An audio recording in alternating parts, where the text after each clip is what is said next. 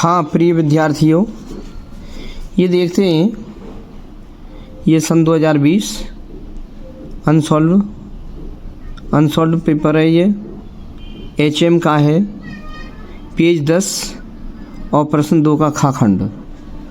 कैसे है, क्या लिखा है? यदि A equal cos alpha minus के साइन अल्फ़ा कॉस अल्फ़ा और A plus A dash equal I दिया है तो अल्फ़ा का मान ज्ञात कीजिए। तो क्या करते हैं, सबसे पहले आपका जो दिया है उसे लिख लेते हैं।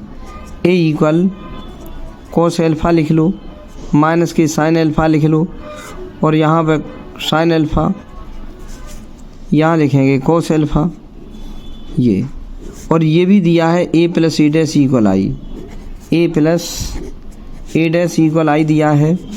ये तो हमारा ये लिखा जाएगा पूरा कॉस अल्फ़ा माइनस के साइन अल्फ़ा कॉस अल्फ़ा।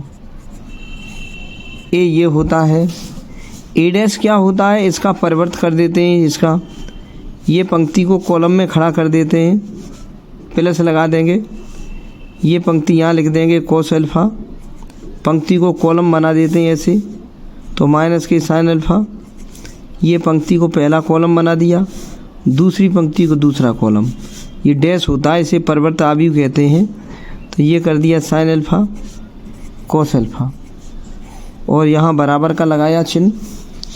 फिर इसके बाद आई का मान 2/2 ऑर्डर का होता है, वो 2/2 ऑर्डर का होता है, 1 से स्टार्ट होता है, 1 0 0 1, ये आई की वैल्यू होती है। इसे आइडेंटिटी मैट्रिक्स कहते हैं। ये इकाई आव्यूह है। देखो, ये विकर्ण में एक एक अवयव है और अन्य अवयव शून्य है। ये 2/2 ऑर्डर का लिखना पड़ेगा। ये दो पंक्ति हैं और ये 2 स्तंभ हैं, तो आप ये 2 पंक्ति 2 स्तंभ का ये लिख लो, ये याद कर लो कि आई का मान 2/2 ऑर्डर में 1 0 0 1 होता है। अब क्या, इसको इसमें जोड़ दो, कॉस अल्फ़ा को जोड़ दो कॉस अल्फ़ा में, कॉस अल्फ़ा को जोड़ेंगे कॉस अल्फ़ा में तो 2 कॉस अल्फ़ा हो जाएगा। इसको इसमें जोड़ेंगे तो कट के 0 हो जाएगा। इसको इसमें जोड़ेंगे माइनस साइन में कट के 0, और इसको जोड़ेंगे इसमें, ये 2 कॉस अल्फ़ा हो जाएगा। और इक्वल हमारा क्या हो गया, 1 0 और 0 1। अब इसकी तुलना कर देंगे, ये बराबर इसके कर देंगे, 0 बराबर 0 की तुलना करोगे नहीं, 0 बराबर 0 की तुलना करोगे नहीं, या तो ये बराबर इसके तुलना कर दो या ये बराबर इसके कर दो। लिख देंगे क्या, तुलना करने पर तुलना करेंगे, ये वाला कोना इस वाली कोने की कर देंगे। 2 कॉस अल्फ़ा इक्वल 1, यहाँ से कॉस अल्फ़ा की वैल्यू निकाल लो 1/2, और ये देख लो कॉस कितने पे होता है। कॉस अल्फ़ा इक्वल कॉस हमारा ये 60 अंश पे होता है, कॉस हट जाएगा, अल्फ़ा बराबर 60 अंश। 60 अंश को रेडियन में बदलना चाहो, रेडियन में हमारा क्या होता है, π/3 होता है। यही आपका आंसर आ गया। खंड इसलिए कौन सा सही है, हमारा सेकंड खंड सही है, इसलिए आपका खंड सेकंड बन गया। कितना है सेकंड का मान, π/3। यही आपका आंसर आ चुका है, ये आंसर हो गया। ऐसे निकालते हैं इसको। अब देखेंगे कुछ हमारा पार्ट है एक और, ये कह रहा है, ये तो आपका खा खंड हो गया। गा खंड वाला पार्ट हम देखने जा रहे हैं। प्रश्न 2 का गा। हमेशा बोर्ड परीक्षा में ये प्रश्न नंबर जरूर डाला करो, उसके बाद गा। प्रश्न नंबर नहीं डालोगे तो ये समझ लो एग्जामिनर का मूड खराब हो जाता है। ये क्या लिखा है, सिद्ध करो कि f(x) इक्वल x² द्वारा परिभाषित फलन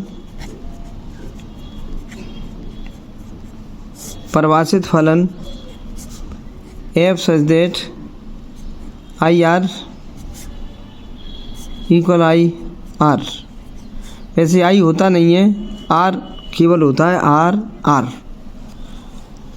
क्योंकि डोमेन भी R में और से डोमेन भी R में। तीर के इधर तो डोमेन होता है और तीर के उधर से डोमेन होता है। अब देखें क्या करेंगे, इतना है न तो इकाई है और न आच्छादक। ये प्रूफ करना है। हल में क्या करेंगे, जो आपका फलन दे रखा है वो लिखेंगे। दिया है फलन f(x) इक्वल x², ये दिया है। और ये हम फलन ऐसा है कि उसका डोमेन है वो रियल नंबर है और उसका से डोमेन है वो भी रियल नंबर है। तो रियल नंबर कोई भी नंबर हो सकता है, धनात्मक, ऋणात्मक, भिन्न के रूप में, दशमलव के रूप में, अंडर रूट में, कोई भी हो सकता है रियल नंबर। तो हम कोई रियल नंबर ले रहे हैं, पुट हम x इक्वल -1 ले रहे हैं। तो हमारा क्या बनेगा, f -1 इक्वल -1 का वर्ग, -1 का 1 हो जाएगा। और x इक्वल +1 लें तो हमारा f +1 का मान हमारा निकल आया। +1 का वर्ग करेंगे तो भी +1 हो गया। ये हमने अलग अलग अवयव लिए लेकिन प्रतिम हमारा समान आ गया। भिन्न भिन्न अवयव लिए हैं लेकिन प्रतिम समान है। क्या लिखेंगे, यहाँ ये अवयव, यहाँ अवयव भिन्न भिन्न लिए हैं, भिन्न भिन्न लिए हैं लेकिन प्रतिबिंब समान है।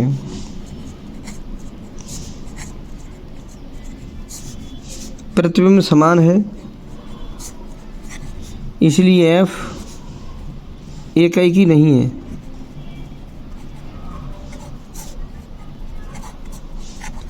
अगर अवयव भिन्न भिन्न लिए और प्रतिबिंब भी भिन्न भिन्न आ जाता तो हमारा इकाई था। अवयव हमने भिन्न भिन्न लिए लेकिन प्रतिबिंब जो f-1 का मान निकला है, f+1 का मान निकला, इन्हें इमेज कहते हैं, प्रतिबिंब इन्हें कहते हैं सब्जेक्ट। माने ये हमारी वस्तु होती हैं और उनका ये प्रतिबिंब है। ये x के मान हमने ले लिए अलग अलग लेकिन प्रतिबिंब हमारा सेम निकला। जबकि इकाई की परिभाषा क्या होती है, अलग अलग अवयवों के लिए प्रतिबिंब अलग अलग होना चाहिए। अलग अलग अवयवों के लिए प्रतिबिंब अलग अलग होना चाहिए तो इकाई की है। अगर नहीं है, यहाँ सेम मिल रहे हैं ये प्रतिबिंब, तो इकाई की नहीं है। अब आच्छादक के बारे में बात चलेगी ना। आच्छादक क्या होता है कि से डोमेन में कोई अवयव शेष न रहे जो हमारे डोमेन के किसी न किसी अवयव का प्रतिबिंब ना हो, यह आच्छादक होता है। अब आच्छादक के लिए क्या करेंगे कि हमारा इधर ये x² चल रहा है, कोई भी हम x का मान लेंगे वो वर्ग वाली संख्या यहाँ आ जाएंगी, वर्ग वाली संख्या, और बिना वर्ग वाली संख्या हमारी से डोमेन में बचेंगी। तो हमने और भी दिखा दिया, x इक्वल 2 लेके दिखा दिया। तो हमारा f2 का मान कितना आ गया, f2 का मान हमने रखा तो 2 का स्क्वायर आ गया, 4 आ गया। f-2 रखा तो -2 का भी वर्ग करेंगे, ये भी 4 आ गया। तो हमें पता लग गया अलग अलग हमने अवयव लिए थे अलग अलग, तो हमारे प्रतिबिंब समान निकले। अब हम आपका एक फिगर बनाते हैं, ये फिगर, ये आपके डोमेन है। ये डोमेन भी रियल नंबर में है और ये से डोमेन है, से डोमेन भी रियल नंबर में है। लिखा है कि डोमेन भी रियल नंबर में, से डोमेन भी रियल नंबर में, तीर के इधर भी, तीर के इधर हमारा से डोमेन होता है वो रियल नंबर है, यहाँ लिखा है। और हमने इधर को इसकी LHS की तरफ हमारा ये भी यहाँ लिखा है, ये हमारा डोमेन होता है, ये रियल नंबर होता है। तो डोमेन भी रियल नंबर से है और से डोमेन भी रियल नंबर से है। तो हम यहाँ कुछ अवयव रख दे रहे हैं। ये अवयव यहाँ हमने देखा -1 और करो तो -2, यहाँ पे कर दो -1, फिर कर दो यहाँ 1, 0 कर दो, यहाँ कर दो 1, यहाँ कर दो -1 तो हो गया, 1 कर दो, 2 के बदले में 2 हो गया, -1 के बदले में 1 हो गया, -2 के बदले में 2 हो गया, और 0 ये रहा। ये हमने अवयव लिख दिए। फिर क्या करेंगे, यहाँ भी कुछ हम अवयव लिख रहे हैं। ये हमारा कुछ लिख देंगे, यहाँ पे -2 लिख दो, ऊपर से संख्या आ रही है, पता नहीं क्या आ रही है, कहाँ से चल रही है, नीचे की ओर जा रही है। ये लिख दो, यहाँ -1 लिख दो, यहाँ पे 1 रटने की कोई आवश्यकता नहीं है, 0 लिख दो, 0 यहाँ पे और लिख दो, 0 पहले आता है, फिर 1 बाद में आता है, 1 लिख दो, फिर यहाँ पे 2 आ जाएगा, ऐसे चलते चले जाएंगे ये। तो उसने कह दिया है कि माइनस जब हमने अवयव लिया था तो हमारा प्रतिबिंब 1 निकला था, तो -1 का प्रतिबिंब हमारा 1 है, ये रहा। और हमने +1 लिया तो भी प्रतिबिंब 1 है, +1 ले लिया वो भी प्रतिबिंब 1 है। 2 ले लिया हमने तो 4 निकला, यहाँ 3 यहाँ 4 आएंगे, 2 लिया तो 4 आ गया, और -2 लिया तो भी 4 आ गया, -2 लिया तो भी 4 आ गया। हमें ये पता लगता है कि यहाँ जो बरक करेंगे ये तो सभी हमारी ये धनात्मक संख्याएं आएंगी, कुछ तो ये ऋणात्मक अवयव छूट जाएंगे, कुछ ये छूटेंगे 2,3, क्योंकि यहाँ और नहीं भी छूटे तो ऋण वाली संख्या तो बची जाएंगी सब। ये याद कर लो तो क्या करोगे, शेड डोमेन में ये माइनस वाली संख्याएं छूट जाएंगी, क्योंकि ये f(x = x²) बरक करने पर माइनस वाला पॉजिटिव हो जाता है। तो लिखोगे यहाँ से डोमेन में नेगेटिव वाली ऋणात्मक वाली संख्याएं किसी भी अवयव का प्रतिबिंब नहीं होंगी।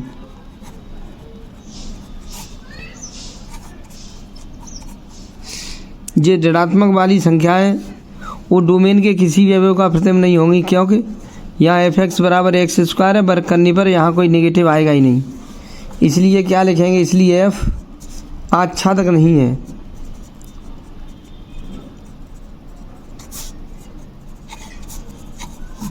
बाद में लिख दिया जाएगा अतः फलन न तो एकैकी है और न आच्छादक है, ये लिख दिया जाएगा। इसलिए फलन न एकैकी है न आच्छादक है, ऐसे लिख सकते हैं आप, लिख देना है, बाद में लिख देंगे। अतः फलन न तो एकैकी है न आच्छादक। आच्छादक की परिभाषा ये होती है कि सेट डोमेन में कोई भी अवयव शेष न रही, जितने अवयव दिए हैं वो किसी न किसी का प्रतिबिंब हो। अगर शेष कोई इसमें अवयव 1 या 2 रह गए तो आच्छादक नहीं होता है। ऐसे इसको तैयार करते हैं। ओके, वीडियो को लाइक और कर देना और इसको अपने दोस्तों के लिए, फ्रेंडों के लिए यानी फैन के लिए शेयर कर देना, क्योंकि जो गरीब बच्चे हैं वो देख नहीं पा रहे, उनका लास्ट में परीक्षा बोर्ड आने वाली है, लास्ट में उनका भी फ़ायदा हो जाए। तो इनको आगे शेयर करो, अपने फ्रेंडों को शेयर करो। ओके, और वीडियो को लाइक कर दो। अब देखते हैं हम अगला इसी का खंड, अगला खंड अभी देखते हैं, घा खंड। हाँ विद्यार्थियों, अब ये देखेंगे कि दिखाइए कि sin x² एक सतत फलन है, ये आपको दिखाना है। ये सतत फलन मीन्स संतत होता है, संतत या सतत, इसे अंग्रेजी में कहते हैं कंटिन्यूस। कंटिन्यूस मीन्स होता है लगातार, वो कहीं वक्र उसका खींचे तो वो टूटे नहीं, वो सतत फलन होता है। उसमें लेफ्ट हैंड लिमिट और राइट हैंड लिमिट बराबर आती हैं और जो फलन का मान भी बराबर आता है, तो फलन सतत होता है। अब संख्या तो इसमें कुछ दी नहीं है, हम मान ले रहे हैं, माना x = a मान ले रहे हैं। a कोई होगी राशि, कोई कोण होगा, ये हमें उससे कोई लेना देना नहीं है, ये हमने मान लिया। अब हम क्या करेंगे, यही मान हम इस फलन में रख देंगे पूरे में, तो फलन हमारा क्या होगा, फलन जो आपका f(x) था, लिखा क्या है, sin x² है। x की जगह जहाँ जहाँ तुम्हें दिखाई दी वहाँ a लिख दे रहे हैं। fa = लिख दिया sin a², इतना हो गया। तो हमारा इतना आ गया, fa का मान हमारा आ गया sin a²। चाहो तो समीकरण 1 डाल दो, न चाहो तो कुछ मत डालो, ऐसे ही बने रहने दो, ये a का मान आ गया। अब x = a है तो हम लिखेंगे यहाँ लेफ्ट हैंड लिमिट के लिए, लेफ्ट हैंड लिमिट के लिए क्या करते हैं, x = जो आपका मान तुमने माना है उसमें से कोई सूक्ष्म राशि घटा देते हैं। कोई सूक्ष्म राशि अपनी तरफ से कोई सूक्ष्म राशि घटाते हैं। h अत्यंत सूक्ष्म राशि है, ये ले लिया लें, तो फलन तो हमारा एक ही है, तो फलन एक ही रखा है ये वाला पूरा। एफ एक्स इक्वल हमारा लिखा है साइन एक्स स्क्वायर लिखा है। अब लिमिट की बात जो चल रही है, लेफ्ट हैंड लिमिट, तो लिमिट की बात चल रही है, तो यहाँ लिमिट लगाएंगे, लिमिट h टेंस टू 0 लिखेंगे, और f और इधर भी लिमिट लगाएंगे हम, लिमिट h टेंस टू 0। जिसकी कमी कर दी जाए या वृद्धि कर दी जाए सूक्ष्म राशि की, वही टेंस टू 0 कर देते हैं, क्योंकि h 0 की ओर बढ़ रहा है, h 0 की ओर जा रहा है। जब 0 हो जाएगा तो x बराबर a हो जाएगा, ये वाली बात। तो हम अब x के स्थान पर a माइनस एच यहाँ पर भी रख दें, यहाँ पर भी रख दें। f x के स्थान पर a माइनस एच रख दो, यहाँ पर भी साइन x के स्थान पर a माइनस एच रख देंगे और उसका वर्ग। अब इधर कुछ नहीं किया जाता है, इधर लिमिट हटाते हैं और h की जगह 0 लिख देते हैं। हमने लिमिट हटाई, h की जगह यहाँ 0 लिख दिया, तो हमारा बन गया साइन a कोष्टक a प्लस 0 का वर्ग। तो आपका आ गया साइन a का स्क्वायर, ये आ गया। ये हमारी लेफ्ट हैंड लिमिट निकल के तैयार हो चुकी है। अब हम राइट हैंड लिमिट निकालेंगे। नाउ राइट हैंड लिमिट निकालेंगे। लिमिट के लिए राइट हैंड में अधिक ताकत होती है, लेफ्ट हैंड में कम ताकत थी, तो जो आपने a माना था x का मान a, उसमें से सूक्ष्म राशि घटा दो, क्योंकि लेफ्ट हैंड में कम ताकत होती है तो सूक्ष्म राशि घटा दो। राइट हैंड में ज़्यादा ताकत होती है तो वो x का मान आपने जो a लिया था उसमें सूक्ष्म राशि जोड़ दो, ये जोड़ दी सूक्ष्म राशि लें, तो फलन हमारा तो एक ही है, फलन हमारा वही चल रहा है, एक ही फलन है, इसका नाम है f(x) बराबर साइन एक्स स्क्वायर, इसका नाम ये है फलन का। लेकिन लिमिट की बात आपने चलाई है तो यहाँ कर देंगे लिमिट h टेंस टू 0, जो आपने जोड़ा हो या घटाया हो कोई सूक्ष्म राशि, वही टेंस टू 0 करते हैं। इधर भी हम राइट हैंड में लिमिट लेंगे, इधर राइट हैंड साइड में लिमिट h टेंस टू 0, जहाँ तुम्हारा x यहाँ लिखा है उसकी जगह a प्लस h लिख देंगे। f x के स्थान पर a प्लस h, क्योंकि x का मान है a plus h, sine x के स्थान पर a प्लस h का वर्ग। इधर कुछ नहीं करते हैं, लिमिट हटाते हैं, h की जगह 0 लिख देते हैं, लिमिट हटाएंगे, अब तो लिमिट हटाएंगे। अब हमारा क्या बचेगा, साइन a प्लस h की जगह 0 लिख देंगे, उसका वर्ग। तो हमारा आ गया साइन a स्क्वायर। हमें पता लग गया कि ये आपकी राइट हैंड लिमिट आ चुकी है।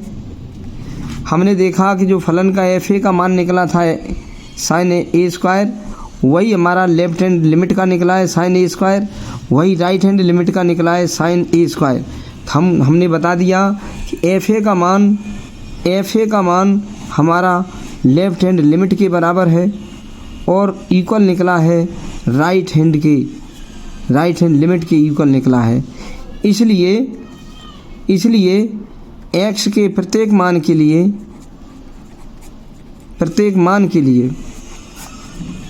लिए दिया हुआ फलन संतत है।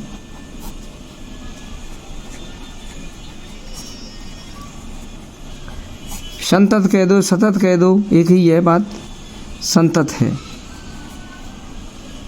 ये सिद्ध करना था, हैंस प्रूव्ड।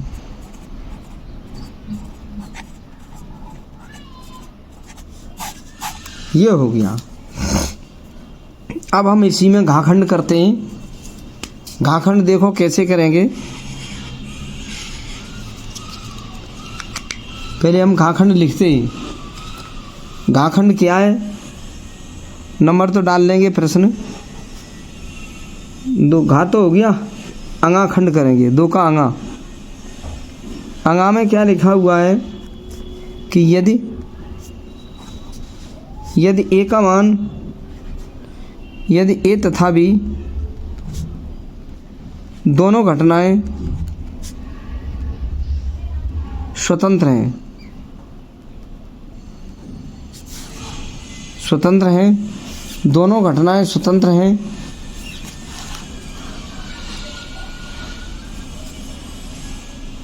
तथा PA का मान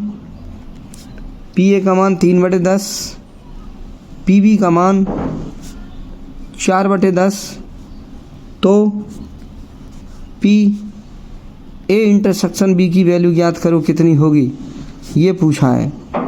A इंटरसेक्शन B की वैल्यू कितनी होगी। हल में क्या करते हैं, आपका क्या क्या दिया है वो देखेंगे। दिया है PA का मान 3/10 और PB का मान हमारा दे रखा है 4/10 और A तथा B घटना स्वतंत्र हैं तथा A, B घटनाएं स्वतंत्र हैं। तो हमारा एक सूत्र होता है कि PA इंटरसेक्शन B, इन दोनों के इंटरसेक्शन की प्रायिकता होती है PA इंटू PB, इनकी अलग अलग प्रायिकताओं का गुणनफल होता है।